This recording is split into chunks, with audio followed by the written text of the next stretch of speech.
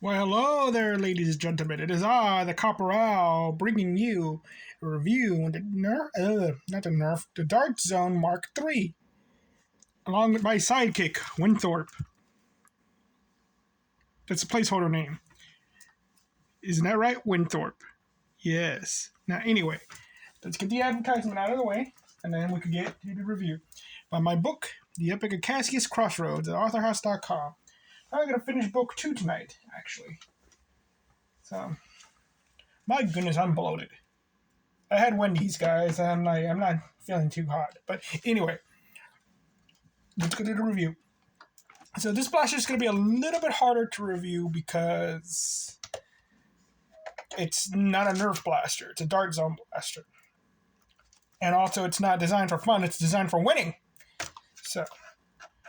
So yeah, there is a problem with this. So it's again, it's the Mark III. You know, there's like 2 other blasters like this. It's interesting in that it feels like it's an Infinus, but it's a regulator. But it has like, it's like if a regulator and an Infinus had a child together, but it also has this special stock, which reminds me of the Rapid Strike. So, yeah. And like with several Dart Zone Pro blasters, you get the half dart mag, which has this habit of not wanting to come out. I assume it's because of those ridges on it. And it also bothers me. I don't really like using half dart mags. And if the blaster is just only for half darts, I can understand, but I don't like it the way it is with this because my brain keeps telling me to use this to remove the magazine when I want to remove the whole thing. But you do get your full mag right here. Neat thing too, I didn't know this. I had to watch Coop's video because I couldn't measure the speed of the darts. Turns out you can put a LiPo battery in here. You could take out the battery tray and put a LiPo in there. It's pretty neat. It comes with this red dot sight. See? Do it. Do it. Do it. No, I don't. He's a Kennedy. Anyway. So it comes with this red dot sight. Pretty neat. It's not compatible with anything else. It only fits on the rails of this thing. It kind of does fit on a Nerf rail, but it's loose. It falls off. The mags are cross-compatible with Nerf mags. I've been testing them, but I have noticed this interesting thing. The FPS of the blaster will change when you fire it out of a Nerf mag because the Nerf mag spring's weaker. So it has like this kind of delay to it where it just spurts out a few, then it pauses, and then it spurts out the next one. I thought that was pretty neat. Here's a semi-auto switch. Full auto, semi-auto. So it is an assault rifle. And the stock can come off, and you can replace it with this if you want. So if you like this stock, you can put it on your Nerf blasters. It's pretty neat. And it has like this front grip, similar to the Infinus. So yeah. And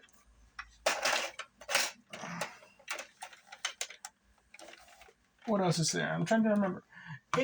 Even though some mags fit in it, like the Dart Zone or X-Shot Pro mag, it doesn't really work that well with it because it's a little higher than that.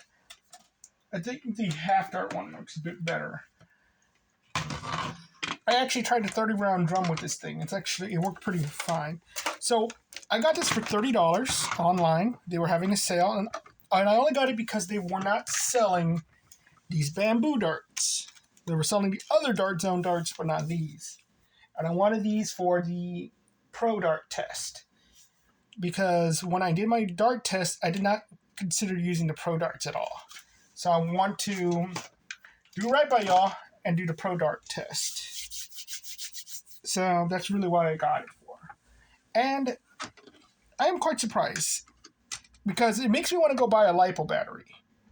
but it's going to be expensive. So it's an investment. And I've heard things about this blaster that it's not that it's bad, it's just that why get it? There are other blasters that do this job.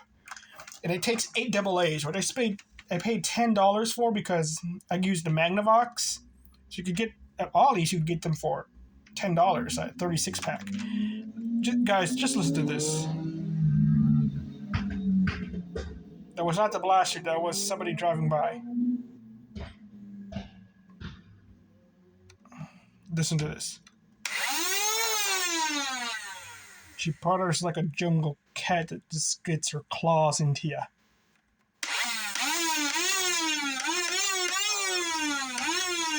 I'm trying to do the national anthem. I can't do it. Anyway, so you got all that aspects going for it. But because it's not a Nerf blaster, there's things about it that it's like, how am I going to review this? So let's go to it like FPS wise. I couldn't measure it. So it's a 120 between like 160 with LiPo batteries. It's really good. But again, it's like one of those things like compared to like professional blasters, it's like if this thing was performing at 100, it's good for a Nerf blaster. As in like really good for a Nerf blaster, but bad for one of these blasters. So it's again, like, do I consider that good or bad? I'm going to put that as good. Accessories. Well, it comes with the extra mag, and it comes with a red dot sight that works. I say that's good, because the red dot sight is actually somewhat useful. Sling attachment points.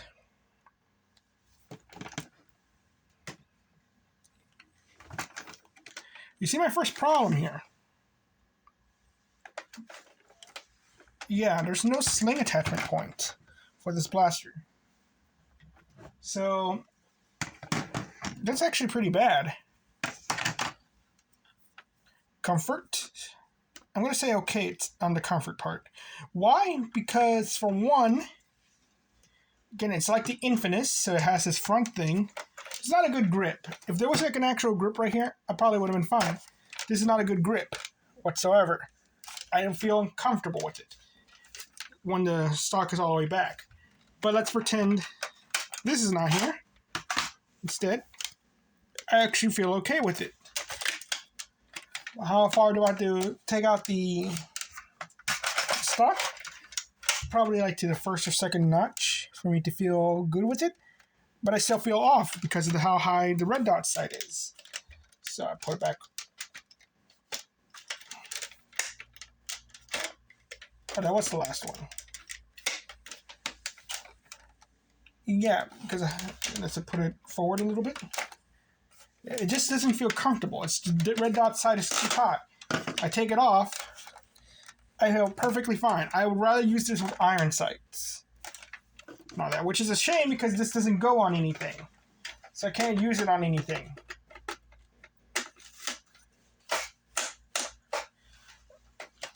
So yeah, you got that problem going for it. So, but the grip is comfortable. It has like this thing on it, which I would not know how to remove at all whatsoever. I would like to know how to remove it just so I could, I don't know, paint this thing. I wouldn't know what, but yeah. So, comfort's okay because you got a nice comfortable grip. The actual like padding on the stock is pretty good. It's just the rest of the ergonomics of the blaster is not good. Looks, I think this thing looks cool, very familiar. Very, very familiar look to it. It has a sci-fi look that I cannot think of the top of my head, but I've seen this look before. Maybe it's like looks like a spaceship. Maybe it looks like a weapon from Halo, or something like that. That there is something about this design that is just so familiar to me that it's like, oh, I know what this is, except I can't think of it on the top of my head whatsoever. What does this thing look like? And I keep thinking maybe it's because of the red dot sight on it. Maybe it's because of the stock. And it's like, what is it? Bit of me thinks it's like a Gears of War weapon, like the Hammer Burst. But probably not. Actually, let me remove this mag. But yeah, if this looks familiar to y'all from like a video game or anything, please tell me. No, I think maybe it is the hammer burst from Gears of War, but I'm pretty sure that's not it. But painted all black, it's not going to look like a... It looks too weird to be confused for a firearm. I think it looks good. I mean, looks-wise anyway. That profile, it's good, because it's just very odd. Tactical points. Well, it has the stock attachment point. It has a big tactical rail and an under rail. So I said the tactical points are good. It's just there's no accessories that I'm aware of. So I think if I get the striker, which I'm not going to do, but yeah, if you could switch out those attachments. Rockets, you can't use the rockets. It's bad. You can't use Mega. It's bad. Internals. I don't know what this thing looks like internally. I just know about the whole lipo thing. So I'm going to say it's okay. Modability, good. You can put like a underbarrel shotgun in there on this thing. You can switch out the barrel and everything. The modability is really good for this thing. Practicality. This thing is very practical. Okay? Firing at a high rate, you have 2 different ammo types you can use with it. And you got select fire. So you could be automatic, semi-automatic. So if you got to take out one guy, there you go. Versus a group of guys, there you go. So that is really good. That's why the regulator is so nice too. But it's way faster than the regulator. So with that, it is very practical. Price-wise, $30 for a Pro Blaster is, yeah, it's pretty good because like for $30 you could get the you can't even get the Jurassic Park Blaster for that much. Like I don't think there's really a Pro Blaster you could get for $30. Maybe you could get like a flywheel blaster, not like a Springer. And all that. And even the Springers are expensive. So the price for $30 is really good. And so what's the results? 1, 2, 3, 4, 5, 6, 7, 8. 3, 2. So it's definitely a good blaster. In my own testing. I thought it was going to actually be bad when I thought about it, but it's a good blaster by my own results. And anything like that.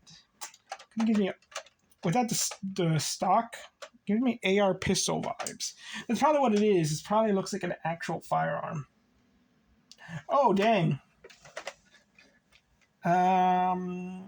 Make that a 7, actually. Because that's starting to remind me of some things. So it's like, no. That's not. There's a 7 right there. That's, if it actually does look like what I think it does look like. Yeah. So, now here's the thing. Buy skip or novelty. Well, I had no interest in buying this blaster whatsoever. But there is that, is it a Dart Zone blaster? That's essentially just a cheap Strife. It performs well, $30 and everything. And I believe it's only full-length darts only. Like, I considered buying that blaster. And with that being said, that blaster was... I haven't bought it. Like, I wanted a Pro blaster. That blaster performs like a Pro. It's a nice shell and everything. I think it might even come with, like... It comes with a clear mag and everything. Maybe 2, if I remember correctly. And I didn't bother buying it. And it's a lot smaller than this thing, too. So it would be more practical size-wise. And I believe it's only semi-automatic, though. And it's just because of the darts. I only wanted those unique darts. And that's the only way you're going to get those darts. Okay? They're not important or anything like that. They might not even function properly. But I only wanted it for those darts. And it's like... having a pro blaster was not important enough to me whatsoever. Because I have the X-Shot blaster. I don't need this thing for single fire. But it's like, after playing around with it, I really enjoyed it. I really thought like that was impressive. And now that I thought like, oh, I can put a LiPo battery in this. I want to buy a LiPo battery now. Can't afford it. So I'm like, this has gotten me like there was an evolution of you as a nerfer. Like, you start off with just getting your nerf guns, and you spray paint them, okay, and then you start modding them. Then you buy a pro blaster, and it's like, I don't need to mod these things anymore. And then you get an actual pro blaster, and it's like, I wish to mod this thing again. I want to go further beyond anything I've ever done before. This thing is cool. So why are they all red? And I'm like, and for $30, that's not bad. I do not, like, with some blasters, like the Moto Blitz, I like that blaster. I really do. But I never have an opportunity to use that darn thing. Okay? Because I have the Raven with the attachment. I like my Raven too. So, there's no reason for me to use it. It's a cool blaster and everything. I would like a second one to paint it up. But yeah, I got no point in using it whatsoever. But I don't hate the blaster. This thing, I don't like the X-Shot blaster. That's the same thing. I like firing the darn thing. I just don't have a point to use it. This thing, I have a reason to use it. I want to win. So yeah, it's like, this is my competition blaster. And all that. It's just, this is what I'm going to take to competitions, because, yeah, I was going to take like the Raven or like my AK Strife, but no, I'm taking this thing because, again, I want to win. If it's like for kids and everything, okay, I'll take the Raven and all that. So, like, you want to go do an actual competition and win, get $30, buy yourself one of these, okay? And just get yourself one of those, like, packs of darts, like whichever one you want to use. There you go. And all that. I would suggest the full links, because you could just use your regular mags. Again, look.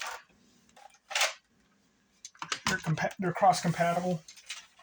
One right here. See? Another thing about this is there's no flywheel door. There's no jam door. You got to actually take out the mag and get some tweezers in there. So it's a buy, skip, or novelty. $30 is $30. You buy this darn thing, okay? That's a good sale. Get yourself a pro blaster, because everybody needs at least one pro blaster. If it's just going to sit there, not do anything with it, this is a good blaster for that, because of the LiPo aspect. Okay? Because you could just leave this thing empty, you have your LiPo battery, and it's just pick it up, plug it in, there you go. Okay, you don't have to leave batteries in there for it to get corroded. And all that. You don't have to worry about that. So you never have to put, and you don't really save money buying double A's, because you're buying the LiPo. Those are expensive. But I think long term, like if you get more and more into modding and rewiring blasters, there you go. You have your battery for your other blasters as well. So yeah, this thing is like, it's like having grandpa's old shotgun. Like, yeah, it's there. Yeah, it's an old thing. Yeah, it works. But when you need it, you need it. Okay? Well, thank you all very much. You all have a nice day. Bye-bye. Say bye-bye, Winthorpe. Okay, bye-bye.